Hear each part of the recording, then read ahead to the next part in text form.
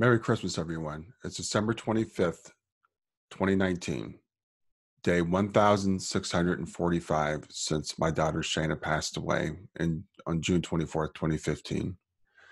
This is our fifth Christmas without Shayna.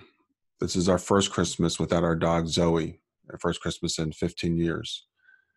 This will be our first Christmas without my mother-in-law, Margaret, being in our house for about 6 years. She's to the point now where it's too hard to bring her over.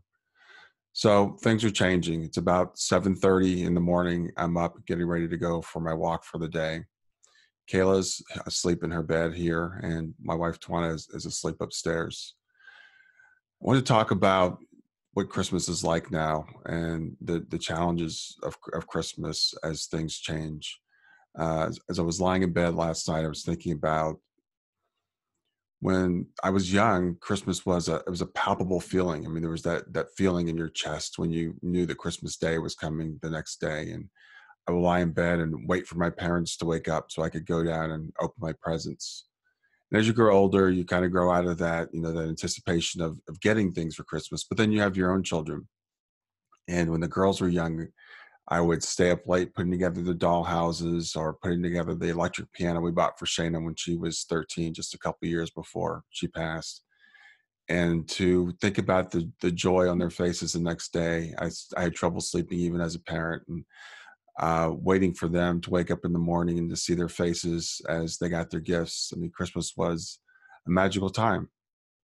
Now, as we grow older and our kids grow older and move away and don't get toys anymore, those things change. Remember the last couple of years that Shayna was here, there weren't as many toys to play with. We would sit around on Christmas afternoon and we'd get actually bored on Christmas Day. So we started a new tradition where the four of us would go to the movies together. And then after Shayna passed, we would sometimes, the three of us, Tawana and Kayla and I, would go to the movies. So as things change, we have to make new traditions and find new ways to celebrate the day. But, frankly, it's not the same as it was. I don't anticipate Christmas the way that I used to. This year, I did not buy a single Christmas present. Tawana and I decided there's no point in getting presents for each other. She did the shopping for Kayla. So under our tree, there are just presents for Kayla. I think I know there's one present for Tawana's mother. We'll miss her, bringing her over today, but Tawana and Kayla and I will probably go to see her a little bit later. She lives about 20 minutes from here, but we'll just do different things today. When Shayna was little, we would do Cornish game hens for Christmas dinner. She loved it. She called it bird. And I remember the first time when she ate an entire one by herself. She was so proud and so stuffed. We don't do those anymore. Today we'll do a rib roast instead. What we'll do, we're going to go to Nashville for a few days as something to make new memories, because as you know, Kayla is still with us. We want to make new memories for her. We want Christmas to be special for her. Now, things have changed even since last year with Kayla, because for the last 5 years, Kayla has been in school up in Toledo. This is her first year where she's back here closer to home, but she has her own house and about 25 minutes away now. So normally on Christmas for break, she'd come and spend, several days or several weeks here. But with having her own home, she hasn't been here as much. And frankly, I think there's some reluctance for her to be in the house with the two of us where Shayna isn't. We all miss Shayna every day, but I think we miss her particularly on special occasions like this. And I don't blame Kayla for, spending time in her own home.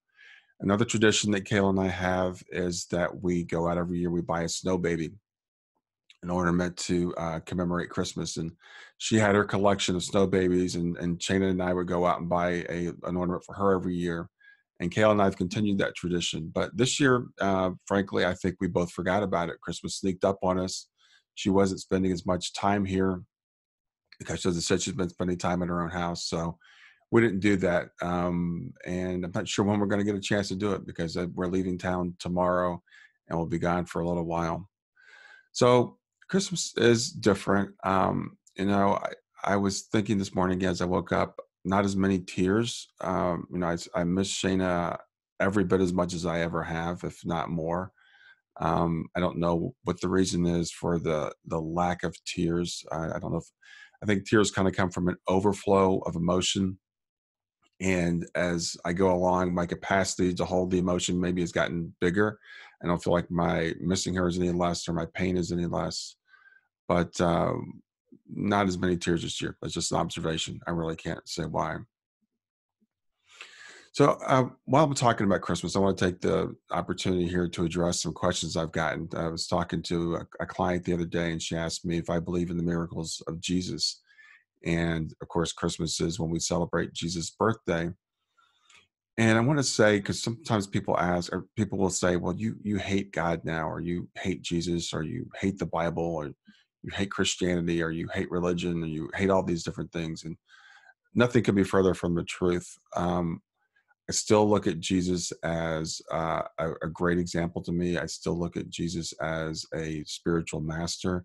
I still try to live my life based upon the way Jesus lived his life. And I will always be grateful to Jesus when I was a small child for protecting me from the guy that they told me was out to put me in hell. So Jesus will always be my protector of that time, and I'll always, cherish that. But the Jesus that people have turned him into, I'm not particularly attached to, I guess I'll say. Um, Jesus, I think, to say that Jesus would send us to hell. Saw a cartoon the other day that said, it was a caricature, of course, but said Jesus was saying, if you don't adore me and do me favors, I'll send you to hell. And I know there's some verses in the Bible that people claim line up with that belief, but I believe in the Jesus that said to forgive 70 times seven, which didn't mean literally 490 times. It meant to forgive over and over again. I believe in the Jesus that on the cross said to his Father, "Father, forgive them, for they know not what they do." For people who were deliberately murdering him, obviously they knew that they were murdering him.